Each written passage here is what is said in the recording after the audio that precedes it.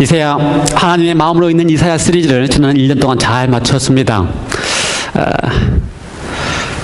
사실 저도 이사야 시리즈를 시작하는 것을 상당히 많이 망설였습니다.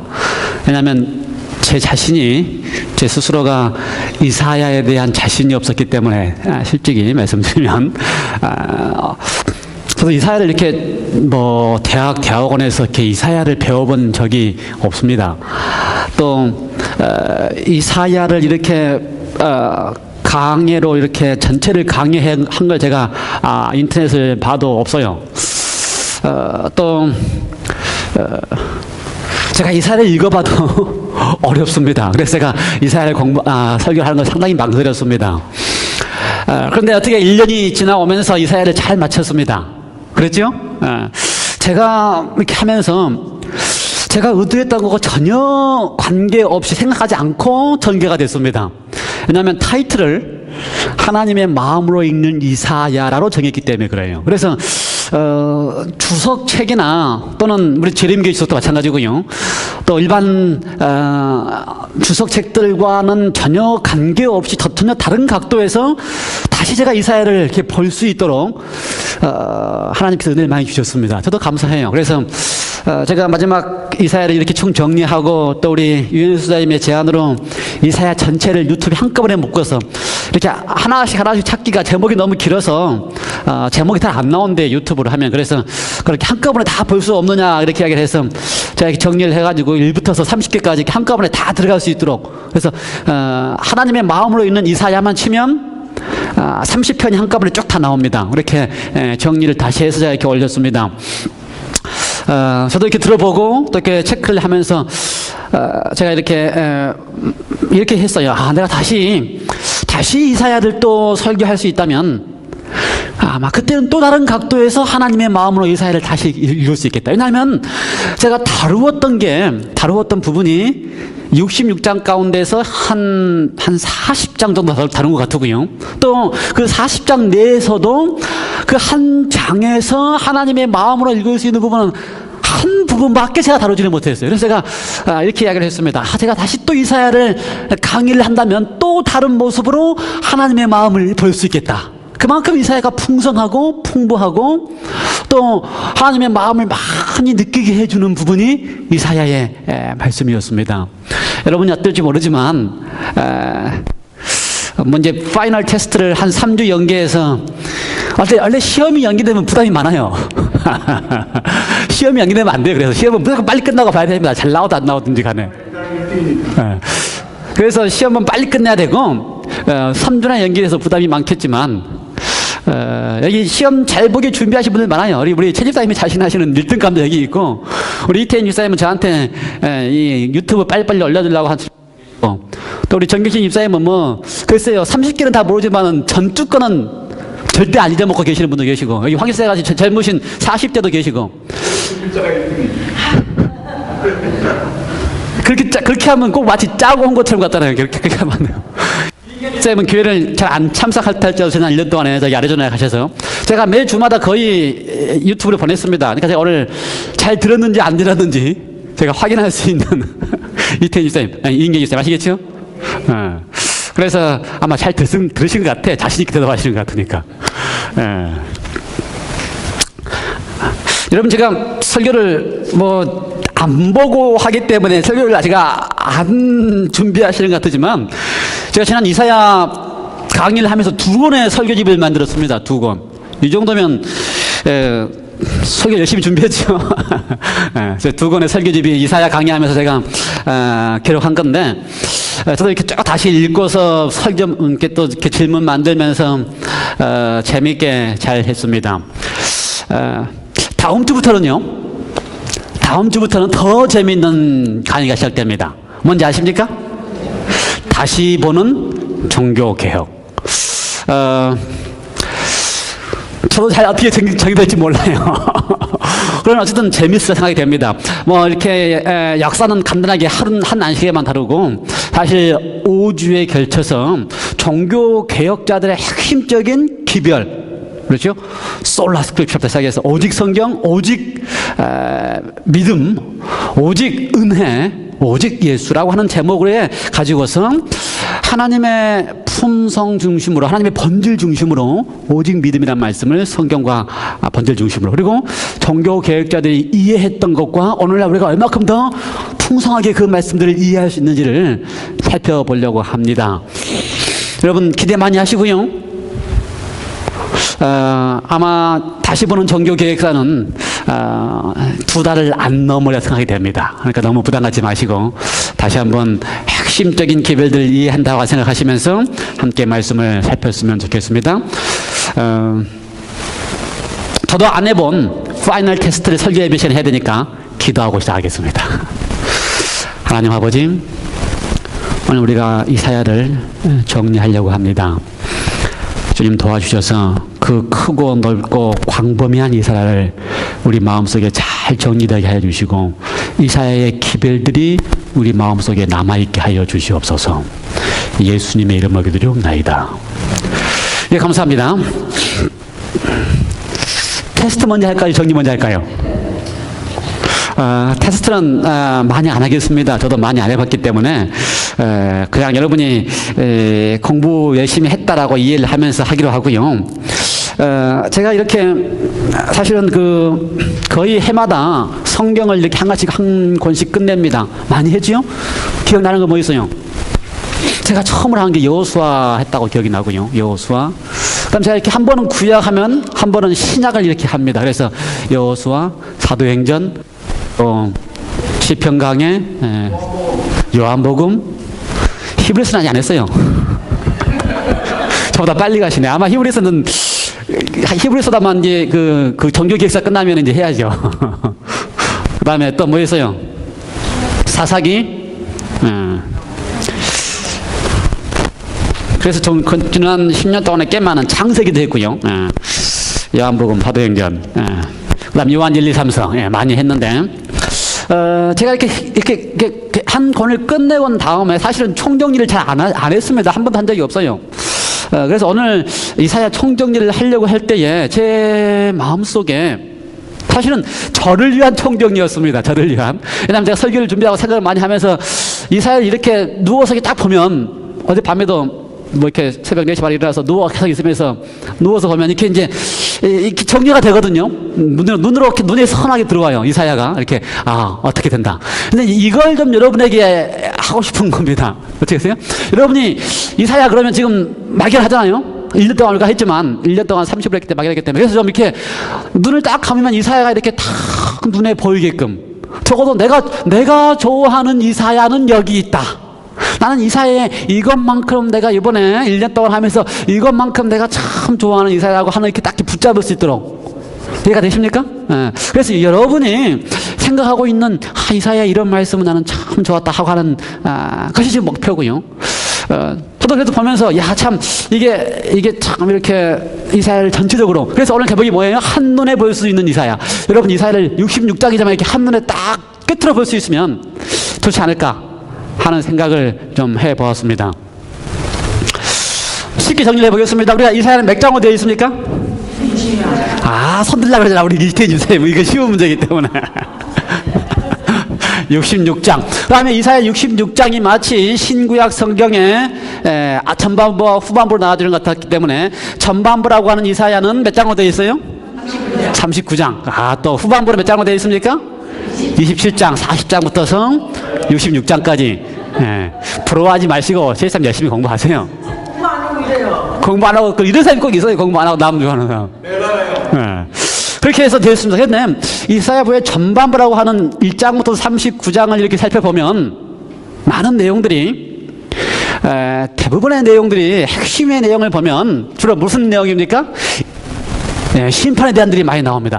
근데 심판의 내용이 가장 크게 등장하는데 그 심판으로 끝나지 않고 그 심판 전에 죄인들을 향하여 호소하는 내용이 등장합니다. 질문 한번 해볼까요? 그러면은 죄인들을 향하여 호소하는 이사야의 전체의 주제라고 할 수 있고 성경 전체의 주제라고 할 수 있는 창세기 3장 15절의 기별과 흡사하고 누가복음 15장에 나와 있는 잃은 양을 찾도록 헤매는 말씀과 흡사한 이사야의 주제를 한마디로 이야기할 수 있는 주제 뭐라고요? 제발 지금 와서. 오케이, 제발 지금 와서. 아, 우리 이제 맞았어요. 예. 그게 이사야 몇 장입니까? 1장 18절. 예, 이사야 18절. 지금 제발 와서 얘기 좀 해보자 라고 하는 게 이사야 기별의 핵심입니다. 제가 보기엔 이게 성경 전체 주제의 핵심이에요. 그렇죠? 창세기 3장에 아담을 찾아와서 내가 어디 있느냐 찾아오신 하나님과 누가복음 15장에 어린 양을 찾아서 찾으시는 하나님, 그 하나님의 심정이 뭐라고요? 제발 와서 지금 나하고 얘기 좀 해보자. 그 죄인들을 향하여 나하고 얘기만 하기 시작하면 너희 죄가 진홍 같을지라도 어떻게 하겠다? 눈같이 희게 하시고 이거. 그 다음에 양털같이 희게 해주시겠다 하고 하는 것이 하나님의 약속입니다. 그래서 그 죄인들을 향하여 하나님께서 어떻게 취급하시냐가 1장부터 39장의 기별입니다. 그렇죠? 그래서 그 죄인들을 어떻게 취급하냐 하는 모습을 하나님께서 죄인들을 바라봐주는 각도가 있어요. 하나님께서는 죄인들을 어떻게 보고 계십니까? 이사야 1장에 의하면, 그래서 질문인데, 이사야 1장에 의하면 하나님은 죄인들을 어떻게 보실까?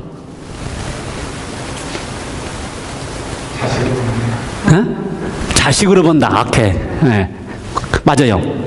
1장에 자식에 대한 이야기가 나옵니다. 그렇죠? 네, 그것도 맞습니다. 네, 그래서, 자식은, 그렇죠? 양과 낙이는, 두 동물이 나오는데, 그들은 그 주인을 잊어버리지 않은, 내가 너를 길렀고 키웠건만 나를 왜 이렇게 잊어버린다라고 하면서 이야기를 하십니다. 자식으로 봐주시고. 그 다음에 또요, 죄인들은 죄인들의 죄를 보시지 않고 그 죄인들을 어떻게 보신다고요? 머리부터 발끝까지 뭐가 가지고 있는? 상처투성으로 가지고 있는 불쌍한 상처투성이인 자식으로 봐주시고 계시기 때문에 제발 와서 어떻게 하는 거예요? 나하고 얘기 좀 해보자. 그렇죠? 그래서 이 사연을 읽을 때에 전체를 그 심정으로 읽어야 됩니다. 와서 나하고 제발 어떻게 하자? 얘기 좀 해보자고 하는 심정으로. 너가 머리끝부터 발끝까지 다 죄투성인 나를 향하여 누가 부르신다고요? 하나님께서 제발 와서 얘기 좀 해보자. 왜고요? 그 나의 머리끝에서부터 발끝까지 죄투성인 나의 그 모든 죄를 어떻게 하시기 위해서? 사하시고 죄하시고 없애시기 위해서. 됐어요? 제가 막 정리하고 질문하고 한꺼번에 하니까 여러분 긴장하셔가지고 보지도 않고 그냥 성경책 잡으려고 하시는데 시험 다 잊어버리세요. 시험이 중요한 게 아니니까. 저 50불 줄 돈도 없고. 그거 교회가 줄 줄 알았더니 박 장로님이 그거 저보고 주라 그래서 제가 지금.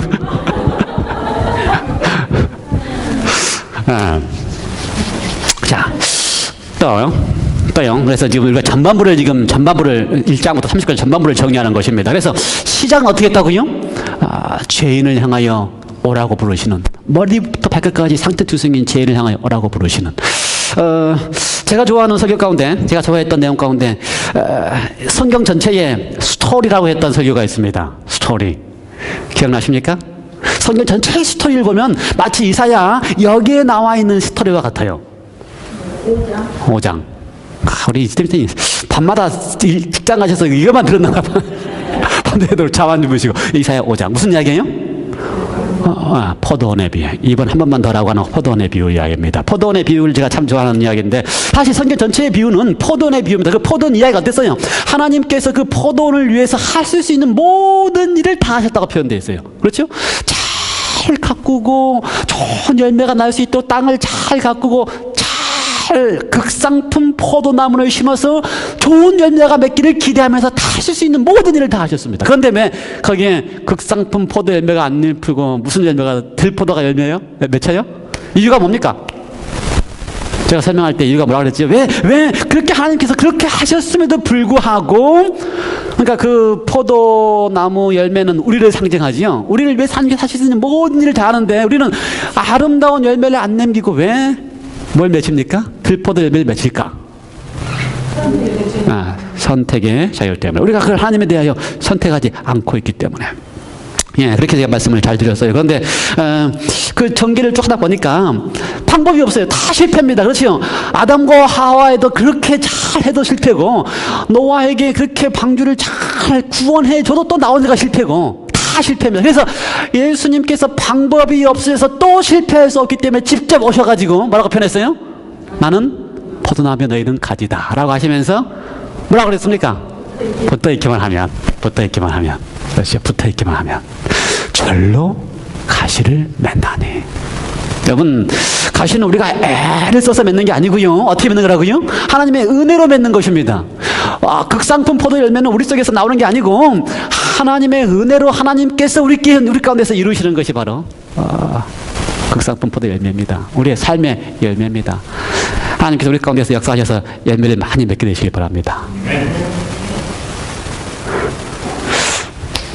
그 다음에 제가 좋아하는 설교. 정리가 됩니까? 이사야 읽으면 어디가 어딘지 다 보입니까? 1장도 보이고요. 5장도 보이고요. 네. 그 다음에 7장, 8장, 9장, 10장, 11장, 12장까지는 거기에 뭐가 등장합니까?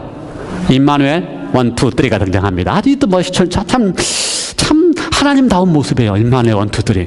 참 저는 임마누엘 1도 참 좋아하는데 거기 누가 등장해요? 그 가장이 아니고 유대 중에서 이사야 시대에 악했던 왕 누가 등장합니까? 아하스 왕. 예, 아하스 왕이 얼마나 악한지 아세요? 얼마나 악했는지 그 역대상하기의 표명에 의하면은 악한 왕 중에 정말 악한 왕 중에 므낫세만큼 악한 왕인데, 그렇죠? 산당을 짓고 모든 걸 해법이 아니라 심지어 자기의 자식까지도 제물로 흰놈의 아들 골짜기에서 제물로 바칠 만큼 악한 왕이에요. 더 얼마나 악했는지 하나님의 성전에다가 바벨론의 신전에서 가지고 온 기구들을 하나님의 성전에 두고서 바벨론의 신을 섬기는 그만큼 악한 왕이 누구라고요? 아하스 왕입니다. 그런데 그렇게 악한 왕을 향하여 질문. 그렇게 악한 왕을 향하여 하나님께서 징조로 보여주신 징조가 뭡니까?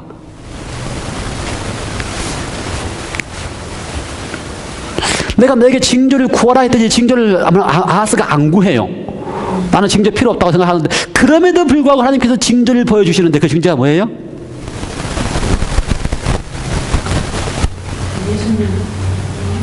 처녀가 잉태하여 아들을 낳으니 그 이름을 임마누엘이라 하라. 예. 사실 이거는 실제로 두 장면을 묘사합니다. 실제로 그 아하스 왕 당시에 여자가 잉태해서 아들을 낳고 이름을 임마누엘 지를 때에 그 징조를 통하여 하나님이 너와 함께 한다는 사실을 누구에게 알려주는 거예요? 아하스. 근데 한번 가만히 생각해 보세요. 우리 같으면 그건 말이 안 되는 이야기입니다. 그렇죠? 어떻게 우리가 지금까지 우리는 잘 알죠. 근데 일반 사람들의 상식으로는 말이 안 되는 이야기. 그래요? 그렇게 악한 왕이라면 하나님 어떻게 됩니까? 벌을 주고 혼을 내야죠, 당연히. 그런데 하나님은 정반대로 하셨어요. 그렇게 악한 왕을 향하여 뭐라 그랬다고요? 내가 너와 함께 하겠다고 하는 징조를 주시고 있습니다. 이런 하나님이에요. 이런 하나님. 그런 하나님이 이 땅에 오셔서 처녀에게 잉태하셔서 임마누엘, 마태복음 1장 21절에 임마누엘 실제로 하신 것입니다. 그러니 우리한테 희망이 있는 거예요. 지금 이 시대에 우리한테도 희망이 있는 것입니다. 왜요? 우리에게도 함께 하신다고 하는 약속이 되기 때문에. 감사하죠? 7장, 8장, 9장 보면은 또 임마누엘 등장하는데 거기 보면은 거룩한 피할 곳이 되신다라고 하면서 임마누엘 두 번 등장합니다. 거룩한 피할 곳, 성소. 그렇죠? 예수 그리스도가 이번에 뭐가 되시니까 우리의 성소, 우리의 삶에 힘들고 어렵고 지치고 재투성인 삶을 가지고 가서 주님 앞에 피할 수 있는 거룩한 피할 곳, 성소 그리스도가 되십니다. 뭐 거기까지 쭉 이야기하고요. 전반기 이렇게 쭉 보면은 40장까지 전반기 보면 이제 그 다음부터서 13장부터서 이제 심판이 나옵니다. 심판. 그렇죠? 심판. 바벨론 심판, 바벨론 주위에, 이스라엘 주위에 있는 여러 다른 나라들에 대한 심판이 나왔는데 제가 그걸 하나로 딱 묶어서 바벨론에 대한 심판을 보고서 이야기를 했습니다. 그러니까 심판 그러면 상당히 두려워요. 그런데 바벨론을 향한 심판은 그냥 13장과 14장을 읽어도 두렵게 보입니다. 그런데 그 내면을 봤더니 얼만큼 두려워요? 바벨론을 향하여 마치 소돔과 고모라가 심판을 받아서 완전히 멸망당한 것처럼 바벨론 너도 존재하지 않고 심지어 나귀도 지나가지 않고 이렇게 멸망당할 것이다라고 황폐해져서 멸망당할 것이라고 했는데 아주 두렵습니다. 그런데 그 내면을 보았더니 그 바벨론을 향해서도 하나님께서 어떻게 하셨어요? 하실 수 있는 모든 사랑을 바벨론을 향해서도 하고 계셨어요. 마치 이스라엘 백성들과 유대인들을 향하여 하나님의 자기 백성이라고 사랑하셨던 것처럼 이방이라고 우리가 잘못 이해하고 있는 바벨론을 향해서도 하나님이 하실 수 있는 모든 사랑을 그들로 하여금 하나님이 살아계신다는 사실을 보게 하시는 모든 일을 다 하셨습니다. 그렇죠? 우리 아침에도 우리가 이태인 지사님이 그랬나요? 느부갓네살이 다니엘의 세 친구를 이야기를 했는데 그 다니엘의 세 친구가 그 풀무불에서 살아난 것은 다니엘의 세 친구를 위해서 한 게 아니고 지금 누구를 위해서 하는 겁니까? 느부갓네살 왕과 무슨 평제예요? 무슨 평제였지? 생각이 안 나는데 그 평제에 있는 수많은 누구요?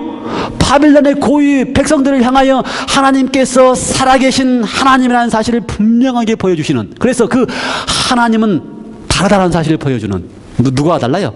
금신상과, 그렇죠? 눈에 보이지 않는 하나님이지만 하나님은 다르다는 사실을 온 바빌론 백성들에게 보여주시는 놀라운 역사를 하나님께서 하시고 계시는 것입니다. 그러니 심판 전에 하나님의 사랑이 있음을 우리가 보게 되는 것입니다. 그래서 제가 나머지 다른 심판에 대한 많은 이야기들은 제가 하지 않았습니다. 왜냐하면 제가 전개하는 내용이 똑같을 것 같아서. 그렇죠?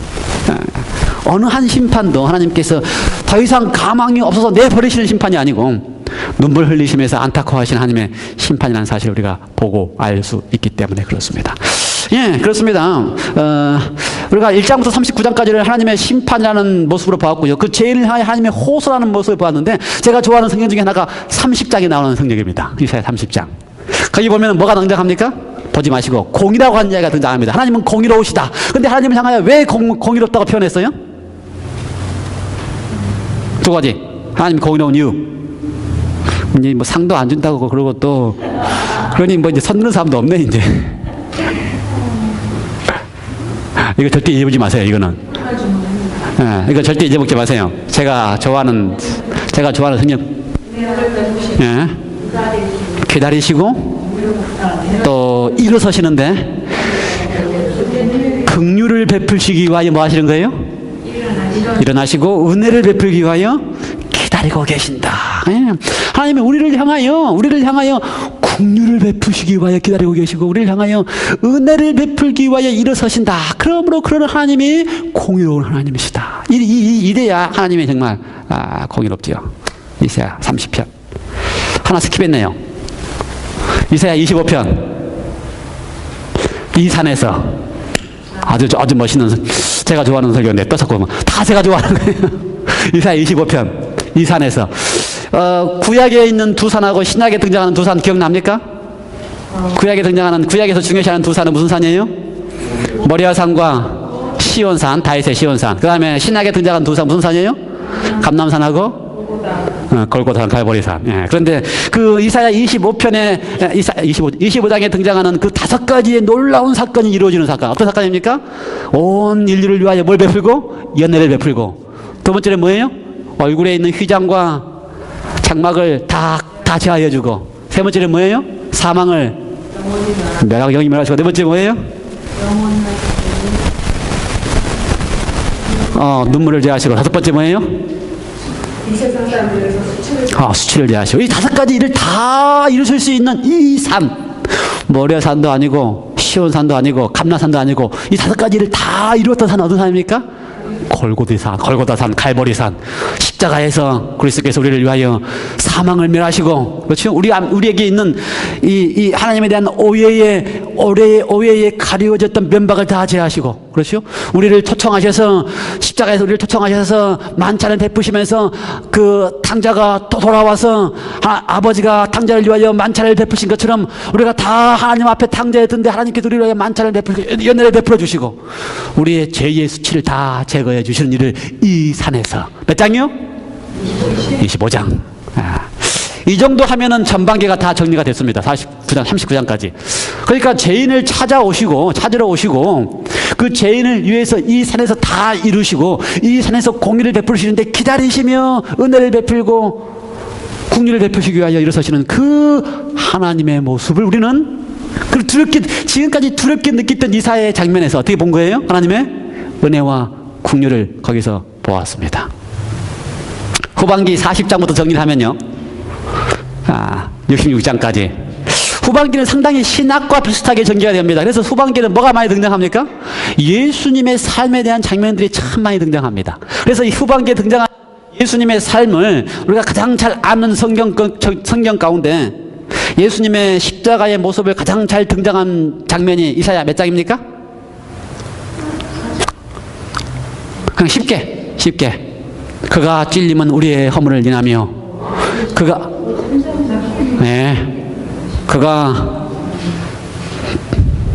징계를 받음으로 우리가 나음을 입었고. 이사야 몇 장이요?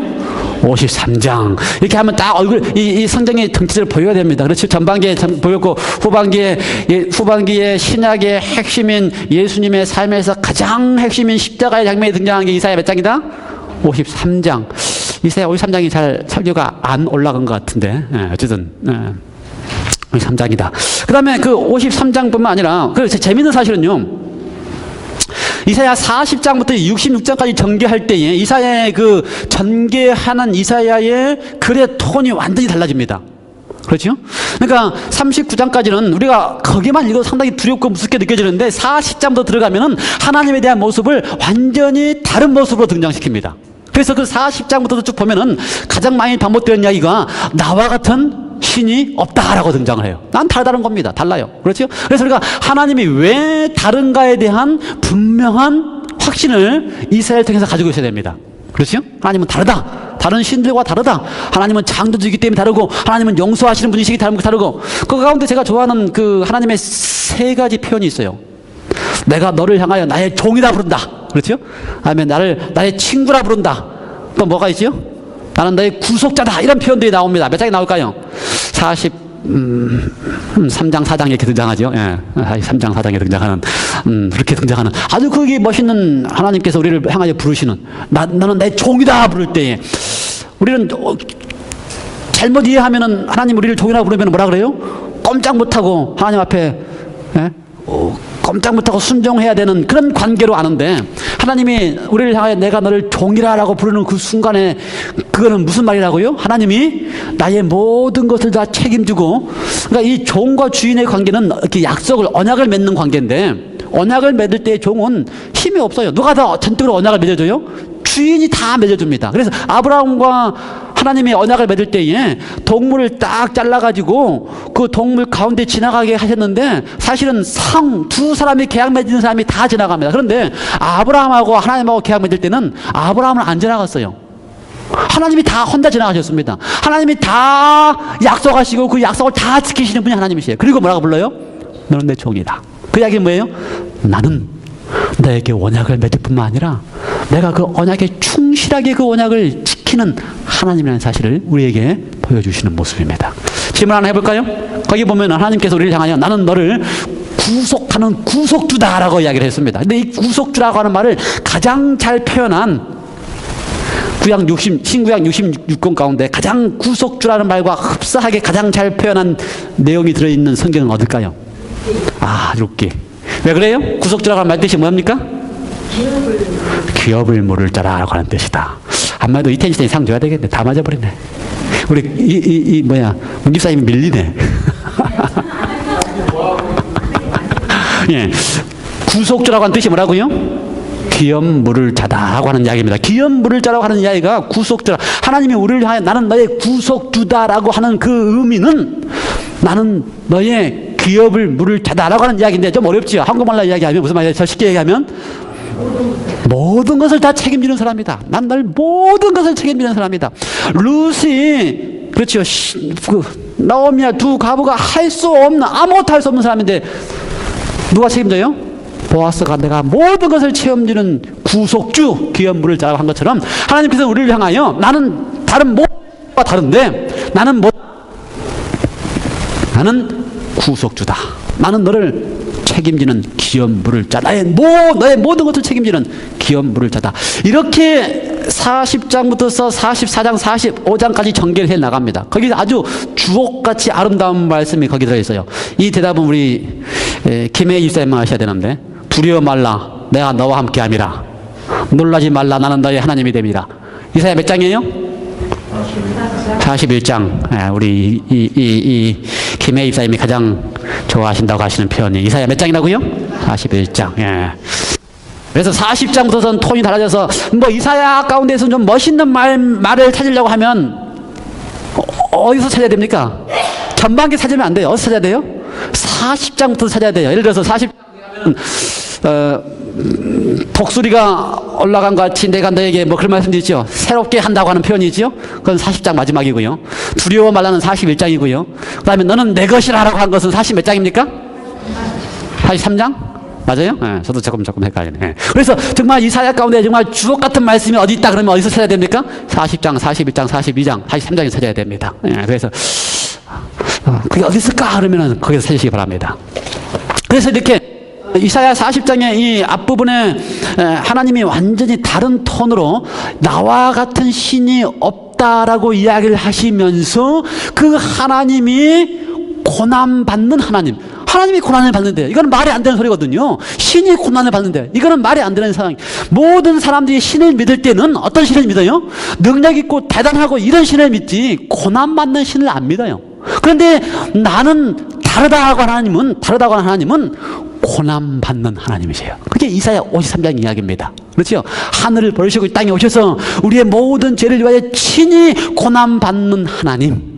이사야 53장의 이야기입니다. 그리고 나서 이사야 59장부터 가면 이제 정리를 합니다. 그 고난받는 하나님이 어떻게 이 땅에 오셔서 우리를 위하여 일을 하시는가. 59장, 60장, 61장, 62장, 63장까지 예수님의 온 생애를 우리에게 보여주십니다. 그렇죠?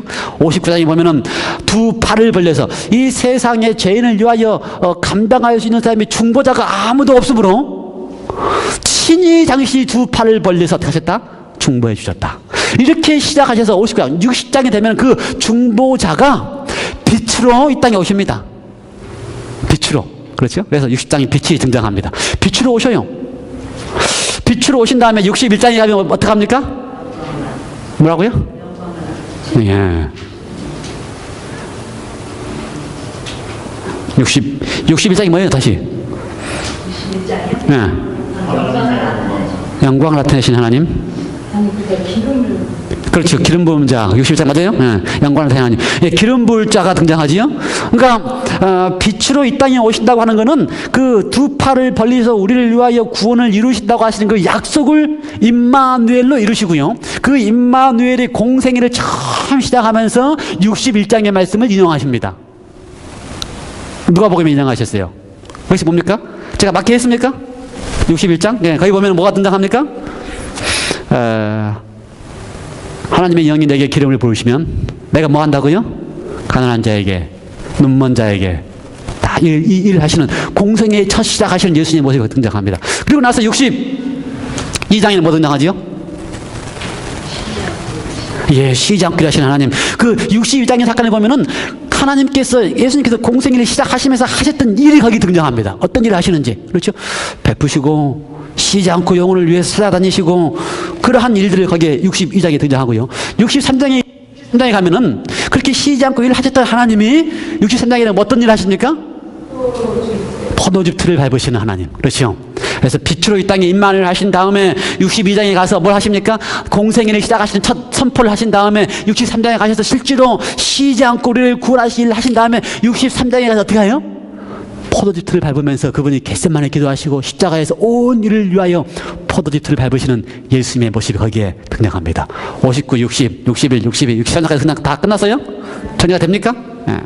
그리고 나서 65, 66, 64장에는 오 주여 당신 우리 아버지시니다라고 하는 기도가 등장하고요. 63장 후반부하고 24장, 65장, 66장은 이제 마지막 결론을 맺습니다. 저는 66장의 결론은 어떻게 맺었습니까? 하나님이 심판하신다. 66장의 마지막 모습은 하나님이 심판하시는 모습이 거기 등장합니다. 근데 아주 무섭게 등장해요. 심판하시는 모습이. 그렇죠? 그런데 그 심판하신다고 하는 기별을 봤더니 거기에 무슨 내용이 등장해요? 거기에 심판한다고 하는 66장의 핵심 기별은 하나님의 뭐예요? 이거는 몇 주 전에 한 마지막 한 이야기인데 66장에 4번이나 등장하는 나의 하나님의 영광, 하나님의 영광, 나의 영광, 그렇지, 하나님의 영광, 그렇죠. 그래서 66장의 사건을 가만히 보면은 심판을 마지막 베푸시는데, 심판을 베풀어야 마지막 새 하늘과 새 땅이 등장하는데, 이 심판을 베풀 때에 성경과 인류 역사의 모든 걸 보면은 믿는다고 공언하는 사람들이, 그렇죠? 믿는다고 공언하는 사람들을 분별하는 일을 하나님께서 하셔야 됩니다. 그렇죠? 신약에 가서 예수님께서 하신 말씀도 보면 마찬가지고요. 믿는다고 공언하는 사람들을 분별하시는데, 그 믿는다고 공언하는 사람들 가운데 나의 영광을 나타내고 보여주는 사람이 있는가 하면, 그렇죠? 나의 영광을 쳐다봐야 되는 사람. 그래서 나의 영광을 그저 쳐다보는 사람은 그들이 하나님의 영광을, 하나님의 품성과 하나님의 본질을 오해하고 있었는데, 마침내 하나님이 이런 분이시구나라고 이해할 수 있는 것이 심판일 뿐만 아니라, 진짜 하나님의 영광과 하나님의 품성을 깨닫고 그의 삶에서 보여주는 사람들이 어떻게 해요? 진짜 그리스도인의 삶을, 형상을 이웃들에게 나타내 보여준다라고 하면서 이사야의 전개를 마치었습니다. 한눈에 이사야가 보입니까? 한눈에 이사야가 보여요? 예, 너무나 많이 이야기했습니다. 간단히 정리할게요. 40장까지는 심판인데, 심판은 무엇이다? 죄인을 향하여 하나님께서 간절히 호소하시는 하나님의 마음이고, 마치 그렇게 악하다고 하는 아하스 왕을 향해서도 하나님께서는 끝까지 책임지시려고 하시는 임마누엘 하시고, 공의로 책임지시고 끝까지 책임지시는 하나님의 모습. 신약에 와서 40장부터는 어떤 거예요? 나 같은 신이 없다고 하시면서 고난받는 하나님, 그렇죠? 그 고난받는 하나님이 우리를 위하여 마침내 오셔서 십자가의 포도까지도 다 이루시고 나서 우리를 향하여 하나님의 영광을 보여주신 다음에 그 하나님의 영광의 삶을 살도록 호소하시고, 그 영광의 삶 앞에서 우리로 하여금 하나님의 영광이 나타나게 하신 일을 이사야 전체를 통해서 하실 것입니다. 아멘. 질문하시기 바랍니다. 나는 이사야를 마치면서 이러한 말씀이 참 마음에 들었다. 이러한 말씀은 내가 하나는 끝까지 붙잡고 살겠다. 없어요? 밤에 가셔서 다시 한번 이사야를 머릿속에 정리하시고 한눈에 보는 이사야가 전개가 되기를 간절히 바랍니다. 기도하실까요? 하나님 아버지 감사합니다. 우리는 그동안 이사야가 너무 크고 광범위해서 한 부분을 이렇게 따서 주옥 같은 말씀을 살펴보기만 했지만, 이제는 이사야 전체를 통하여 하나님이 우리를 얼마나 사랑하시는지를 다시 한번 느끼게 해주셨사오니 감사합니다. 우리에게 희망이 있는 이유는 주님께서 우리의 구속자가 되어주시고, 당신께서는 우리와 정말 가장 가까이 있고 싶어 하시며, 우리를 위하여 고난받는 종이 되어주셔서 우리를 부르시고 함께 있기를 원하셔서 제발 나와 대화를 좀 하자고 초청하시는 주님이 계시니 감사합니다. 주님 안에서 우리가 하나님의 영광, 하나님의 아름다운 품성과 본질을 우리 속에서 참 좋아서 닮아가게 하여 주심으로 우리의 삶이 하나님께 영광이 되는 삶이 되게 하여 주시옵소서. 주신 은혜에 감사드리오며 예수 그리스도 이름으로 기도하옵나이다.